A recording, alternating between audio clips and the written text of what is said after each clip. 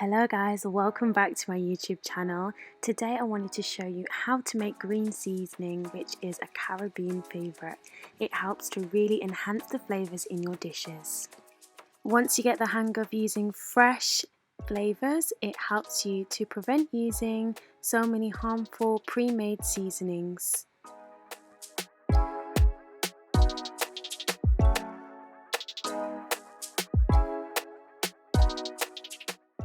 So firstly, I wanted to start out with salt. Salt is an essential nutrient required for biological processes that occur within our body.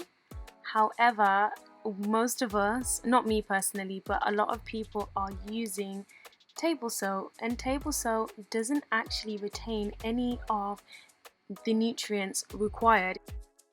And this same table salt could be causing us high blood pressure, heart attacks, kidney problems, fluid retention, strokes, osteoporosis, and many other health complications. And what's very interesting is it's almost quite shameful in many different cultures if you're not using these seasonings. It's kind of been glamorized to over season the food.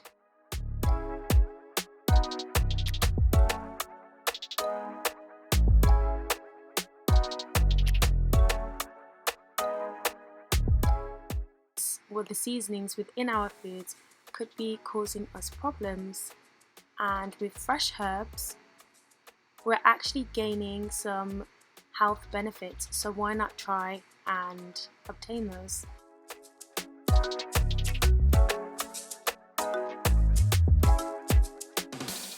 Let's take a look at the ingredients involved in this recipe. So firstly, we've got garlic that contains antioxidants that support the body's protective mechanisms against oxidative damage. Then we have ginger, which is loaded with antioxidants, compounds that prevent stress and damage to the body's DNA, and it can also help fight off chronic diseases like high blood pressure, heart disease, and diseases of the lungs. Both the parsley and the coriander help to boost immunity and offer antioxidant compounds that help prevent cellular damage caused by free radicals and fight inflammation within the body. For me personally, I feel like health starts with nutrients, and as soon as we decide to take a look at our diet and our consumption, we start to realize the potential negative effects that those products could be having on our bodies. So I hope you guys do give this green seasoning a try. It's one of the Caribbean's favorite, and I'm sure many other places in the world have their own version of it.